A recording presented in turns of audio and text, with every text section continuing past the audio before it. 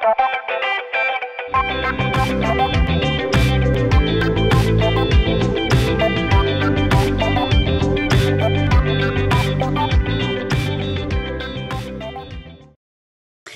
bonjour à tous, mon nom est Sarah Charbonneau. Je vous souhaite la bienvenue au point de presse hebdomadaire du Centre intégré de santé et services sociaux de l'Abitibi-Témiscamingue du 13 mai. Comme à tous les jeudis, nous effectuerons le bilan de la campagne de vaccination COVID et présenterons l'état de situation épidémiologique. Pour ce faire, 4 porte-paroles sont avec nous. Tout d'abord, Mme Caroline Roy, PDG, suivie de Mme Katia Chateauvert, directrice régionale de la campagne de vaccination COVID, puis Dr. Lise Landry, directrice de santé publique, et Dr. Romobola Sobenjo, médecin spécialiste en santé publique. Madame Roy, la parole est à vous. Oui, bonjour, toujours un plaisir, notre rendez-vous hebdomadaire pour rappeler quelques messages, transmettre un peu d'informations en lien avec le contexte pandémique et également autres informations. Donc, dans un premier temps, on se souvient, on est maintenant en palier jaune, on le vit bien depuis lundi 10 mai, donc lundi dernier. Maintenant, notre défi et ce à quoi il faut être à la hauteur, c'est de maintenir le palier jaune et notre comportement permettra de maintenir ou non le palier jaune. Et là, j'invite vraiment la population à respecter l'ensemble des mesures sanitaires qui sont actuellement en vigueur, qui correspondent à certains assouplissements dans les mesures et règles applicables, qui nous permettent davantage de contacts sociaux avec nos proches, mais avec modération pour s'assurer de maintenir notre palier jaune. Également, ce qui va grandement nous aider, c'est la vaccination qui est en cours actuellement. On aura tout à l'heure les données qui vont nous permettre de voir l'évolution de cette campagne, mais vraiment cet équilibre-là avec le nombre de personnes qui seront vaccinées dans notre région, ainsi que le respect des mesures sanitaires, va nous permettre de pouvoir maintenir le palier jaune en région. J'en suis convaincue à partir du moment où les gens collaborent et contribuent. Au niveau de la vaccination, mais vraiment, c'est une invitation que je vous lance à tous parce qu'on le sait, ça contribue à nous protéger, ça va contribuer, comme M. Legault le mentionnait, vacciner, ça va contribuer à un bel été. Donc, je vous invite dès maintenant à vous inscrire à la vaccination pour ceux qui peuvent le faire en fonction des groupes d'âge. On sait que dès demain matin, toute la population adulte de notre région, donc 18 ans et plus, aura accès à l'inscription. Donc, c'est simple, c'est facile. Vous prenez la modalité d'Internet, vous nous appelez, votre cellulaire. En quelques clics, simplement, vous êtes capable d'avoir une inscription et on espère bien atteindre un haut taux de couverture vaccinale dans tous les groupes d'âge. Je vous invite aussi à en parler à vos voisins, à en parler à vos proches. Il y a plusieurs informations qui sont disponibles aussi pour donner une information juste, s'assurer que tout le monde ait la bonne information en lien avec la vaccination. Donc, on peut tous contribuer à améliorer la situation, la protection de notre population, puis à justement viser ce bel été. Également, quelques messages de rappel pour les étudiants, donc en lien avec plusieurs préoccupations qu'on reçoit. On y revient depuis les dernières semaines. Je le rappelle, l'isolement est obligatoire de 14 jours pour nos étudiants qui sont actuellement à l'extérieur ou même toute autre personne qui revient en région, mais particulièrement les étudiants, on en a un assez grand nombre qui reviennent de zone orange, de zone rouge. Donc, à partir du moment où ils reviennent en région, isolement obligatoire de 14 jours. Isolement obligatoire de 14 jours avant de débuter leur travail d'été. Isolement obligatoire aussi avec la famille si la personne n'est pas capable d'être isolée au sein de la maisonnée, donc de la bulle familiale comme telle.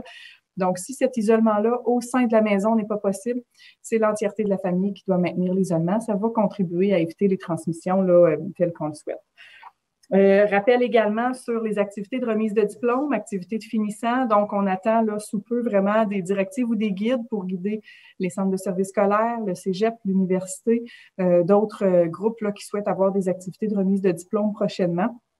Il y aura effectivement des guides. On sait qu'il y en a qui sont à la planification aussi de certaines activités.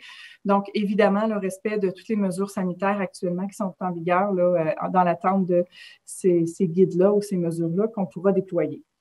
Les activités de fin d'année également. On le sait, avec le palier jaune, nos groupes d'élèves ou d'étudiants auront l'opportunité de faire quelques activités de fin d'année, souvent en groupe classe, avec des mesures bien spéciales qui seront mises en œuvre, mais les parents ne sont pas permis. Puis, il est inutile à ce moment-là d'insister auprès des centres de services scolaires qui témoignent qu'ils reçoivent beaucoup de demandes de parents pour participer aux différentes activités, mais actuellement, ce n'est pas permis. Les élèves entre eux, au niveau des groupes classes, ont une certaine permission, une certaine attitude, mais les parents, malheureusement, cette année, ne pourront pas non plus participer aux activités de fin d'année avec les enfants. Je reviens quelques mots sur les ventes de garage. Donc, les ventes de garage sur les terrains privés interdits à partir du moment où une vente de garage pourrait s'effectuer sous forme de en plein air dans un lieu public, un peu comme nos marchés publics. Là, il y a des règles qui sont permises, qui permettent la tenue de certaines activités qui peuvent prendre la forme de vente de garage ou vente d'autres biens. Par contre, vente de garage dans les terrains privés, dans la cour, sur le terrain, interdit. Évidemment, ça nécessiterait là, la possibilité d'avoir des contacts avec beaucoup plus qu'une autre bulle familiale. Donc, aucun permis ne peut se vendre actuellement avec les mesures en vigueur au niveau des ventes de garage. Et on a des questions également sur la location des salles avec la période estivale. Parfois, il y a certaines activités qui veulent s'organiser. Donc, location de salle, à moins que ce soit pour une activité essentielle, souvent liée à une entreprise, à un organisme qui a besoin de faire un conseil, une assemblée générale annuelle, une formation à donner, là où on a une capacité plus grande au sein des salles pour accueillir un plus grand nombre de personnes, ben oui, la permission est là pour faire la location de salle. Évidemment, toujours sous la décision là, et l'autorisation du locataire, ou parfois c'est les municipalités qui ont la responsabilité, mais vraiment pour les activités essentielles là, qui sont prévues au décret et qui sont bien listées. Pour plus d'informations, je vous invite à vraiment consulter québec.ca réellement avec le palier de préalerte, le niveau 2, donc le palier jaune. Vous aurez l'ensemble d'informations. Sur ce, ça me fera un plaisir de répondre à vos questions si vous en avez, suite à ce que mes collègues aient transmis quelques informations. Merci beaucoup, Madame Châteauvert. Je vous laisse le soin de poursuivre avec le bilan de la campagne de vaccination. Bonjour tout le monde, ça me fait plaisir d'être avec vous. Merci Caroline pour toutes les informations. Donc, en continuité, là, je reprécise, à compter de demain, le 14 mai, la population de 18 ans et plus pourront maintenant s'inscrire pour la vaccination. Donc, c'est vraiment une bonne nouvelle. L'ensemble de notre population adulte pourra y avoir accès. Je tiens à préciser que toutes les autres tranches d'âge qui ont eu accès auparavant peuvent toujours, en continuité, s'inscrire pour recevoir le vaccin. Donc, on vous encourage grandement à procéder à votre inscription. Donc, une petite consigne concernant les personnes atteintes de maladies chroniques et les personnes immunosupprimées sévères. Il y a eu une consigne qui a été acheminée à nous pour devancer les deuxièmes doses à 28 jours pour ces personnes. Par contre, je tiens à préciser que c'est nous, l'établissement, qui avons les listes de ces personnes-là qui sont visées pour que leur deuxième dose soit devancée. Donc, nous sommes à faire les appels avec nos téléphonistes. Donc, il n'est pas nécessaire de contacter la centrale téléphonique. C'est nous, l'établissement, qui sommes à les contacter, ces personnes-là. Donc, nous sommes actuellement, là, depuis le début de la semaine, à faire ces appels pour les deuxièmes doses devancées. Aussi, en juin, il sera possible de vacciner nos jeunes de 12 à 17 ans pour l'ensemble du Québec. Nous sommes actuellement à la planification de cette vaccination-là en collaboration avec les centres de services scolaires de notre région, ainsi que les autres institutions d'enseignement qui sont visées. D'ailleurs, je tiens à les remercier personnellement de leur grande collaboration là, à s'impliquer dans cette campagne de vaccination régionale. Donc, dans la semaine qui va suivre, nous aurons des informations à transmettre là, via les centres de services scolaires qui sera transmis aux élèves ainsi qu'à leurs parents concernant le fonctionnement pour la vaccination, le consentement, ainsi que toute l'information disponible pour pouvoir prendre un consentement libre et éclairé pour la vaccination. Donc, cette vaccination-là va se dérouler dans la période du 5 au 23 juin et se fera dans les sites de vaccination avec, bien sûr, comme j'ai dit tout à l'heure, une belle collaboration de leur part. Donc, un petit message pour inciter les gens par une continuité à ce que Mme Roy a dit. Donc, effectivement, plus on sera vacciné, plus on va retrouver un équilibre. Donc, on vous encourage fortement à partager cette information-là à votre entourage. Je tiens aussi à remercier les entreprises qui collaborent avec nous au niveau de la campagne de vaccination régionale. Donc, je précise les entreprises qui sont visées par, dans le fond, qui nous aident grandement. Donc, la Fonderie Horn, la mine Anico Eagle, la mine Eldorado Gold, la mine canadienne Malartic, l'entreprise Location Amos, l'Université du Québec en Abitibi-Témiscamingue, ainsi que l'entreprise Parmalat. Donc, un gros merci pour votre contribution, c'est très apprécié. Maintenant, Sarah, je présenterai les livraisons que nous avons eues, les confirmations de livraison que nous avons eues cette semaine. Donc, nous avons un ajout de 500 doses de Moderna qui sera livré le 21 mai. Et nous avons eu nos livraisons confirmées pour la semaine du 14 juin et du 21 juin. Donc, on a 9360 doses par semaine qui vont être livrées là, dans notre région. Donc, ça fait le tour, dans le fond, des informations que j'avais à vous transmettre. Peut-être une dernière petite information. Juste vous dire que ça prend environ 30 à 35 minutes pour vous faire vacciner. Donc, ce n'est pas beaucoup de votre temps que vous devriez consacrer pour avoir accès à cette vaccination-là. Donc, on vous encourage grandement. Merci beaucoup et bonne fin de journée. Merci beaucoup, Dr. Landry. Je vous invite à poursuivre. Oui, bonjour tout le monde. Merci Caroline et Katia pour vos messages. Je vais débuter, Sarah, par le bilan de la vaccination. Si tu veux présenter les données. Bon, cette semaine, on a ajouté plus de 10 000 premières doses, qui portent à 64 592 personnes vaccinées pour une première dose. Et aussi, nous avons 3 784 de deuxième dose, qui portent à 40,8 % de la population vaccinée. L'écart se rétrécit avec le Québec. Ça nous appartient, c'est à nous de prendre des plages disponibles. Vous verrez tantôt quand je vais vous expliquer les petits bâtonnets. Ça, c'est la fameuse start habituelle. Donc, 78 % des doses sont allées à la vaccination de masse, 14 % travailleurs de la santé et le reste, ça n'a pas tellement bougé, 2 % CHSLD, 5 % RPA. Maintenant, nos petits bâtonnets. Je vais attirer votre attention surtout pour les... Justement, c'est important que toutes les personnes de toutes les catégories d'âge soient vaccinées si on veut arriver à un déconfinement tant souhaité au niveau de la région.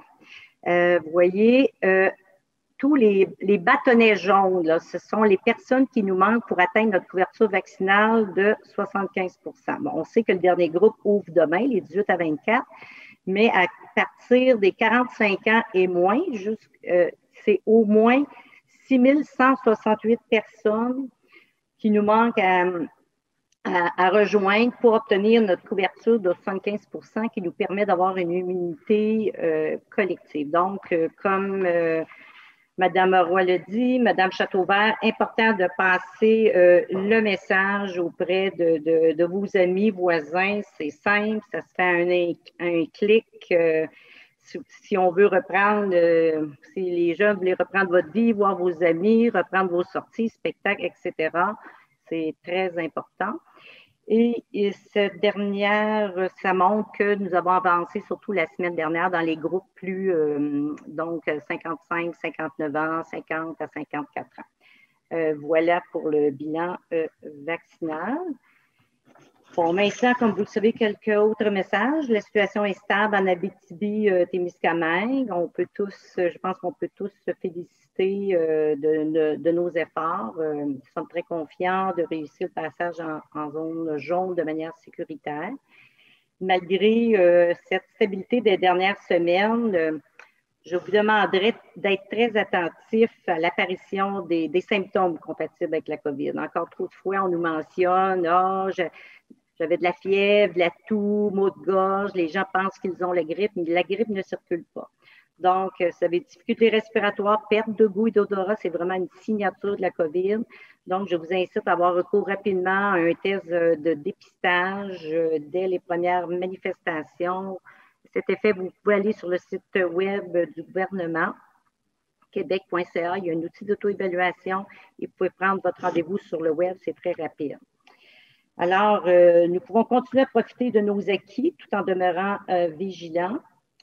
Comme on l'a dit la semaine dernière, limiter le nombre de personnes avec qui on a des contacts rapprochés, espacer de quelques jours les rassemblements de 2 bulles familiales et privilégier les activités à l'extérieur. On nous annonce du très beau temps pour les prochains jours, alors profitons-en. Et d'ailleurs, le gouvernement devrait présenter bientôt son plan de déconfinement graduel. C'est ce qui a été annoncé par le premier ministre Legault, Dr. Arruda, mardi dernier, afin que les gens puissent planifier pour l'été qui s'en vient. Rapidement, on devrait avoir des orientations claires, des échéanciers d'autres assouplissements graduels dans divers secteurs tels que festivals, événements, sports, loisirs, camping, etc. En attendant, nous sommes chanceux, nous sommes au palier jaune pour profiter de plusieurs assouplissements. Alors, je vous encourage de continuer à respecter les consignes. Merci. Merci, Dr. Sobanjo. Je vous invite à poursuivre. Bonjour, merci beaucoup. Bonjour tout le monde, c'est un plaisir d'être ici, de pouvoir vous partager des données, premièrement des données épidémiologiques qui s'annoncent bien. Donc, dans les derniers 7 jours, c'est 7 cas qui se sont ajoutés à nos bilans de la pandémie. Donc, nous avons actuellement 192 cas qui ont été confirmés pour la 3e vague dans la région de l'Abitibi-Témiscamingue, dont un nouveau cas dans les dernières 24 heures. Les cas actifs, nous n'avons que 5 cas actifs dans la région et ces cas se trouvent dans l'RBC de Vallée-de-l'Eau. Actuellement, il n'y a aucune personne hospitalisée. On est avec la COVID. Nous n'avons qu'une éclosion en région qui se trouve en milieu de travail. Nous avons eu un cas confirmé au cours de la fin de semaine. Nous avons un cas qui a été confirmé, qui est quelqu'un qui a fréquenté une école dans la période de contagiosité. Et nous avons eu des informations au fait que les gens pensent que le centre de service scolaire a tardé de les informer. J'aimerais clarifier les choses parce que premièrement, ce qui arrive, c'est des fois, nous recevons un premier résultat. Donc, on reçoit un résultat pour quelqu'un de la famille, donc un contact domiciliaire, pour avoir un résultat positif. À ce moment-là, on va demander à tous les contacts domiciliaires de se retourner à la maison pour débuter leur isolement. Donc, le fait que quelqu'un est retiré d'un milieu ne dit pas que la personne est actuellement positive à la COVID. C'est dès que nous avons un résultat positif pour quelqu'un qu'on commence à faire des interventions auprès des personnes qui ont eu contact avec cette personne-là. Donc, ça peut aider à clarifier quelques questions que les gens peuvent avoir en lien avec le cas qui a été confirmé la fin de semaine dernière. Troisième chose que j'aimerais dire, c'est que dans la semaine dernière, nous avons quand même eu plus de 2200 tests qui ont été réalisés et nous n'avons pas eu beaucoup plus de cas, ce qui est une bonne chose. Toutefois, les cas que nous avons eus sont, même s'il y a eu des transmissions à leur contact, donc les personnes autour d'eux qui n'ont pas voyagé, on a eu quand même des personnes qui ont été à l'extérieur de la région. Ce qui m'amène à mon autre point qui est pourquoi on interdit les déplacements, pourquoi on demande un isolement au retour. Et je sais qu'il y en a qui se questionnent, qui posent la question, pourquoi on n'exige pas un isolement pour le travailleur et pour ceux qui vont aller recevoir des soins? La raison, c'est simple. Il y a des exemptions à l'arrêté ministériel qui exige un isolement parce qu'il y a des services qu'on ne peut pas en passer. On a un grand besoin, on dépend largement du personnel, de main-d'œuvre qui vient de l'extérieur de notre région pour fournir nos services essentiels. On a aussi des gens qui n'ont pas le choix que de se déplacer dans d'autres régions pour avoir des services ou des soins. Des fois, c'est pour aller faire des choses juridiques aussi. Donc, il y a des raisons pour lesquelles les gens n'ont pas le choix. Ça ne dit pas qu'il n'y a pas de risque associé à ces déplacements, mais ils n'ont pas choisi, c'est le fait. Donc, c'est un risque qu'on essaye de limiter et de vivre avec. Par ailleurs, c'est pour ça qu'au milieu de travail, il y a des normes qui ont été déterminées par la Commission des normes équité de santé et sécurité au travail et l'employeur a une responsabilité de s'assurer que ces mesures sont bien respectées dans son milieu de travail. Cela nous aide à diminuer les risques associés. Également, les travailleurs qui viennent de l'extérieur de la région sont tenus de limiter leurs contacts au sein de notre région pour protéger la population. Donc, nous, lorsqu'on doit sortir, c'est important aussi qu'on fait la même chose et n'amène pas la COVID vers ceux qui sont proches de nous. On sait qu'il n'y a personne qui va volontairement aller attraper la COVID. Donc, le fait d'attraper la COVID, c'est pas voulu. Mais on peut faire quelque chose pour protéger ceux qui sont autour de nous de ne pas l'attraper de nous autres. Et c'est pour ça aussi que c'est une bonne chose qu'on a la vaccination qui nous aide. Donc, en me faisant vacciner, ça me protège. Si jamais j'attrape la COVID, ça me protège des complications associées à la COVID. Mais aussi, ça fait en sorte que la chance que je vais transmettre la COVID à ceux autour de moi, ça diminue ça aussi. Donc, ça m'aide à protéger ceux qui m'ont chers, ceux qui sont chers à moi, mais aussi c'est ma contribution. Donc, en se faisant vacciner, on contribue à faire quelque chose pour mettre fin à cette pandémie qui a chamboulé notre ville pendant plusieurs mois. Donc, on vous encourage de prendre votre rendez-vous et ensemble, on va continuer à contrôler la transmission dans notre région. Merci beaucoup. Merci. Nous en sommes à la période de questions. J'invite les représentants des médias à lever la main et, lorsque possible, à préciser à qui vous adressez votre question. Alors, première question de M. Laferrière. Oui, ma question va sûrement s'adresser à Mme Châteauvert ou à Mme Landry. Est-ce qu'il y a différents messages là, qui s'en viennent pour encourager les gens à se faire vacciner? Parce que là, on parle de la vaccination va nous servir à reprendre une vie plus normale, à un retour vers la normalité. Si cet argument-là n'a pas convaincu jusqu'à maintenant les gens, il va falloir trouver une autre manière à inciter ces gens-là à aller se faire vacciner. Est-ce qu'on commence à penser à un autre moyen d'inviter ces gens-là à se faire vacciner?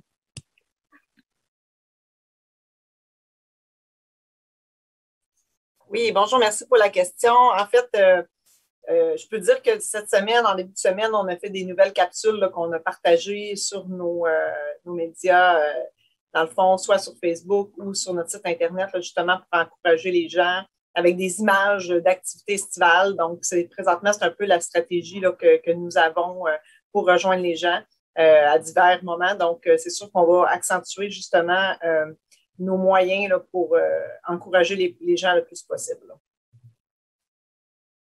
Merci. Une seconde question de Mme Annie-Claude Luneau, Radio-Canada. Oui.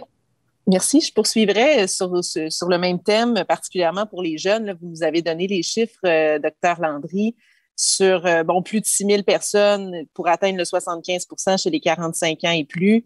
Ça fait, dans certains cas, pratiquement une semaine là, que les plages de vaccination sont ouvertes.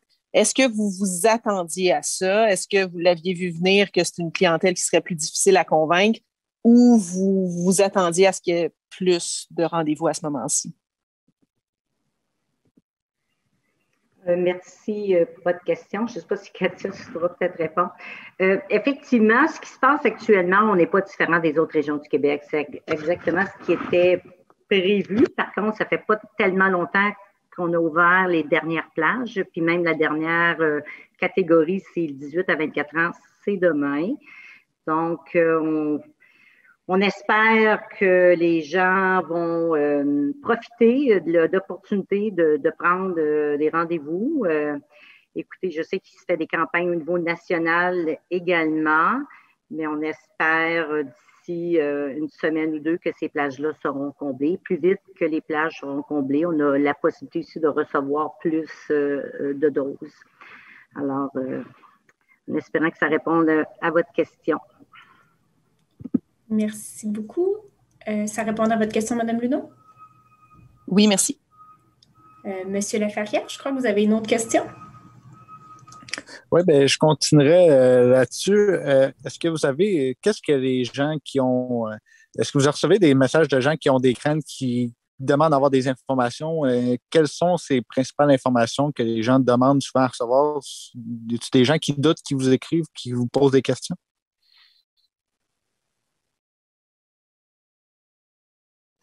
J'imagine que, je suppose, votre question est en lien avec la vaccination toujours? Oui, c'est ça. Des gens qui doutent de se faire vacciner puis qui vous écrivent et qui vous posent des questions pour avoir des informations supplémentaires pour clarifier un peu leur idée. Donc, la majorité des questions qu'on reçoit, c'est des gens qui veulent aller se faire vacciner plus rapidement. Mais oui, quand même, on a eu quelques personnes qui voulaient valider quelques informations. Par exemple, quelqu'un voulait savoir après combien de temps je peux penser que mon corps va commencer à avoir une réponse immunitaire. Si moi, je choisis à être vacciné, mais quelqu'un dans mon entourage refuse de se faire vacciner, est-ce que je vais rester quand même protégée? Donc, c'est des questions qu'on a eues. On a répondu que oui, effectivement, et il y a des gens aussi qui nous posent des questions.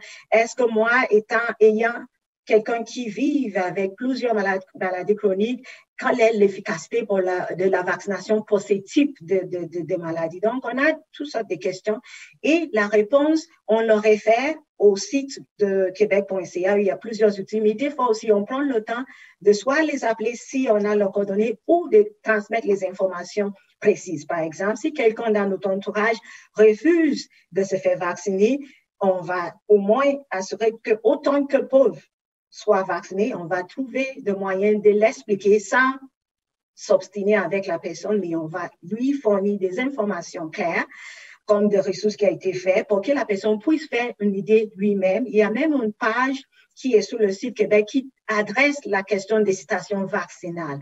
Donc, ça aussi, ça se fait. Et nous aussi, on pense qu'il y a peut-être des gens qui n'ont pas accès au réseau. Non, c'est-à-dire, ils ne vont pas aller consulter le site. Donc, on est en train de trouver d'autres moyens de joindre cette personne-là avec toutes les informations qui vont leur permettre de pouvoir accéder à la vaccination dans le plus bref délai. On sait qu'il y en a aussi que c'est peut-être l'horaire, donc le période, peut-être ils prévoient, oh, moi, je vais dans 3 semaines, donc je vais prendre mon rendez-vous parce que je vais être disponible dans 3 semaines. Donc, il y a plusieurs raisons pour lesquelles les gens ne sont pas encore passés à l'acte, mais on va continuer à les supporter et les soutenir dans leur cheminement. Merci. Prochaine question, M. Alexandre Saint-Arnaud de RNC Média. Oui, donc demain, la prise de rendez-vous pour les citoyens âgés de 18 ans, entre 18 ans et 24 ans. Ma question pour vous, c'est de savoir, est-ce qu'on prévoit également offrir prochainement des plages horaires sans rendez-vous aux citoyens de l'Abitibi-Témiscamingue? Bonjour, merci pour la question. Donc, actuellement, nous n'avons pas de plages sans rendez-vous qui sont planifiées. Par contre, ça pourrait être une modalité qui va s'appliquer dans les prochaines semaines, mais au moment où on se parle, nous n'avons pas de plage de planifiée dans cette lignée-là. Merci. Une question d'un auditeur maintenant. Pourriez-vous expliquer comment le vaccin agit? Docteur Sobanjo, je pense que ça s'adresserait peut-être à vous. Oui, merci. Donc, le vaccin, quelques minutes après, tout de suite qu'on reçoit le vaccin, pour l'instant, dans notre région, nous avons que 2 vaccins qui sont disponibles et les 2 vaccins Moderna et Pfizer sont de base ARN messager. Ce que ça veut dire, c'est que le vaccin agit comme un messager. Il va rentrer dès qu'on est vacciné. Ça commence dans le corps, il va rentrer dans les cellules. Quelques minutes plus tard, le message est livré et ça informe nos corps comment formuler ou comment développer, fabriquer des anticorps qui va pouvoir réagir si jamais on se fait face au virus de la COVID. Donc, quelques minutes, ça commence. Ça peut prendre jusqu'à 3 semaines dans certaines situations selon notre âge et l'état de notre santé pour avoir un niveau d'immunité assez élevé qui nous protège lorsqu'on va être face à ces virus-là. C'est pour ça qu'on dit, dès que quelqu'un a reçu le vaccin, il faut quand même continuer à respecter des mesures parce qu'on n'est pas protégé tout de suite. Ça peut prendre un peu plus de temps. Et la 2e dose nous permet d'avoir une immunité beaucoup plus longue. Donc, ça va durer plus dans le temps lorsqu'on recevra nos 2e doses. Merci. Une prochaine question de Mme Luneau. Oui, je quitterai un peu le sujet de la vaccination pour parler plutôt des déplacements. Je sais que, en ce moment, les déplacements sont interdits. Vous nous avez bien expliqué qu'on essaie de protéger la région. Reste qu'il y a quand même beaucoup de questions qui se posent. Est-ce que ça va être comme ça cet été? Est-ce qu'on prévoit nos vacances à l'extérieur, dans la région? Je comprends qu'on attend un plan plus provincial, mais est-ce que vous pouvez nous donner un horizon de temps, là? Vous vous attendez à quoi pour cette interdiction de déplacement-là à ce moment-ci? Donc, on voit que lorsqu'on regarde, merci beaucoup pour votre question, lorsqu'on regarde les données provinciales, on voit que depuis mi-avril, il y a une diminution de semaine en semaine.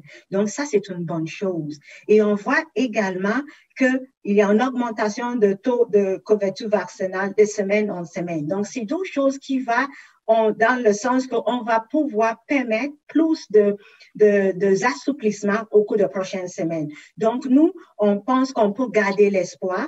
On espère que tout va continuer à aller bien, mais je pense qu'on peut garder l'espoir. Toutefois, je conseille les gens de ne pas commencer à réserver parce qu'on ne le sait pas s'il y aura encore quelques endroits qui vont être pris avec une éclosion, mais ça se peut qu'il y aura un peu plus de souplesse en ce qui concerne les déplacements entre régions au cours de prochaines semaines ou mois. Merci. J'invite maintenant M. Saint-Arnaud à adresser une seconde question.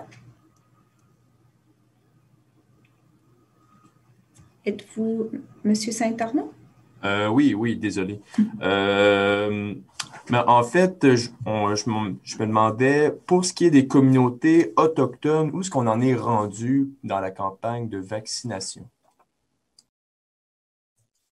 Oui, bonjour, merci pour la question. Donc, concernant les communautés autochtones, nous sommes à la planification avec eux. Ils sont à planifier leur rendez-vous pour la deuxième dose. Nous les accompagnons là, dans cette démarche-là. Et la première communauté, il va y avoir une première communauté qui vont faire vacciner leur deuxième dose le 29 mai prochain. Et les autres communautés, là, ça va se passer à partir du 2 jusqu'au 9 juin, qui vont octroyer la deuxième dose là, pour l'ensemble de la population qui avait reçu la première dose.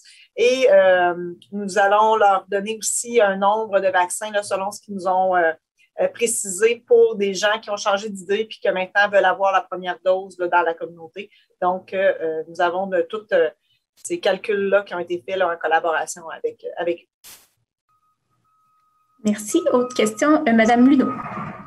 Oui, deux petites précisions concernant la vaccination. D'abord, vaccination dans les écoles. Là, je comprends que vous avez dit que les centres de services scolaires vont envoyer les informations aux parents, mais est-ce qu'il faut s'attendre à ce que le transport se fasse par l'école ou c'est les parents qui vont devoir transporter les enfants vers les sites de vaccination? Où on en est dans ces discussions-là? Puis, deuxième sous-question sur les deuxièmes doses devancées. On parle de combien de personnes environ qui sont touchées par cette mesure-là? Donc, merci pour vos deux questions. La première, c'est en collaboration, comme j'ai précisé tout à l'heure, avec les centres de services scolaires. Ça sera en transport scolaire ou à pied pour les élèves qui seront plus près des sites de vaccination. Donc, ça va être organisé là, en collaboration avec les centres de services scolaires. Par contre, les parents qui voudront être présents lors de la vaccination là, pourront quand même se joindre. Là, ils auront accès, dans le fond, à la date de rendez-vous là, de leur enfant sans problème.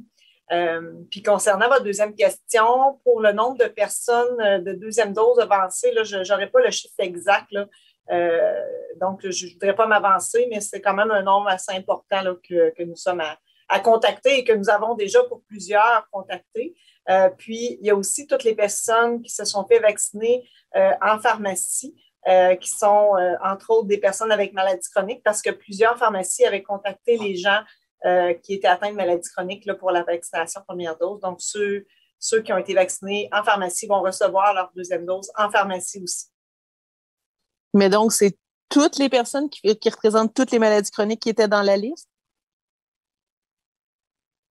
Non, en fait, c'est les personnes atteintes de maladies chroniques, là, puis je peux préciser les gens qui sont sur traitement d'hémodialyse, dans le fond, traitement de chimiothérapie, les gens qui ont eu une greffe ou qui vont recevoir une greffe, et les personnes immunosupprimées qui prennent la médication et qui sont considérées comme sévères. Donc, c'est vraiment ces personnes-là qui sont visées pour la deuxième dose devancée. Merci beaucoup. Monsieur Laferrière.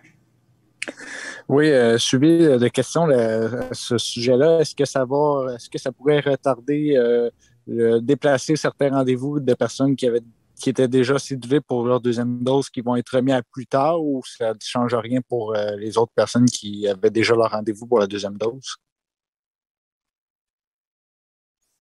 Je ne suis pas certaine de comprendre, M. Laferrière, votre question. Vous voulez dire si le fait de devancer les deuxièmes doses des malades chroniques va avoir un impact sur les autres personnes qui étaient rendues à leur deuxième dose à 112 jours, c'est tout ça? Exactement. Non, ça n'a pas d'impact. Dans le fond, on respecte le 112 jours là, pour la population en général. Puis le 28 jours, là, ce n'est pas les mêmes, dans le fond, les mêmes vaccins Ben, c'est les mêmes vaccins, mais je veux dire, on n'impacte pas sur les deuxièmes doses, là, aucunement. Il semble y avoir une dernière question de M. Saint-Arnaud. Oui. Donc, en fait, vous avez ouvert dernièrement un nouveau centre de vaccination, le centre Michel Brière à Malartic. Donc, ma question est, est-ce que vous comptez ouvrir d'autres centres de vaccination dans la région?